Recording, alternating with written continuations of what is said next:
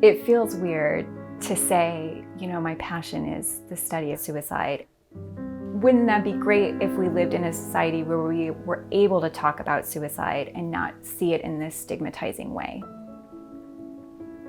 My father's a physician and always looked up to him and thought that's what I'm going to do as well. And it was always this kind of plan that I would get my medical degree and then maybe come back to El Paso to work in his practice as an ophthalmologist. When I went to college, I took an anthropology class, and the message was not a single one of these cultures is better or worse than the other, it's just difference. And so I fell in love with that message, where I made that decision. I'm not going to do pre-med anymore. I'm just going to focus on anthropology. And so I did medical anthropology, and it was ways for me to bring those two elements together. My passion for health and health equity with understanding cultural difference. Part of the issue with suicide prevention is how can we train everyone to notice when a person is struggling and potentially at increased risk for suicide. The demographic that's seeing the highest elevation in suicide risk is youth and young adults.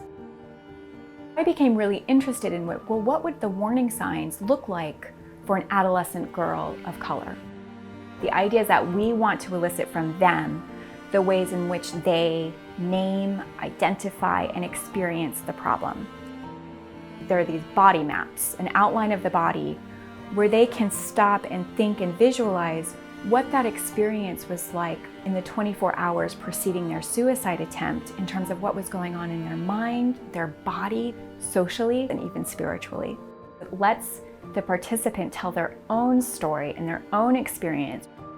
What we've seen in this research is that for adolescent girls of color, this notion of depression, while important, might not be the ways in which they're experiencing this intense suicidal crisis. Adolescent girls will talk about it in terms of more anxiety symptoms and panic attacks.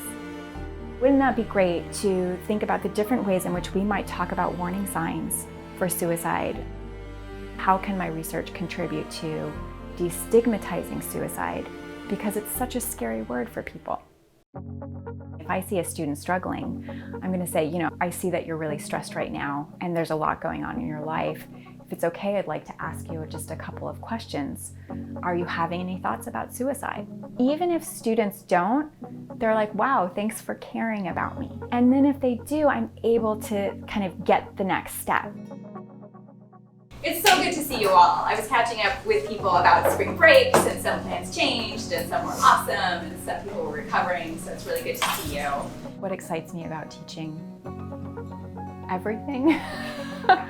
It really is this sense that it's the next generation. We're going to deepen our appreciation for the ways in which intersectionality shapes lived experience of suicide risk. There's a desire on campus to want to learn about this. There really is this sense that I want to come out of this class knowing if I have a friend who's struggling, I feel like I have the knowledge to know what to do next.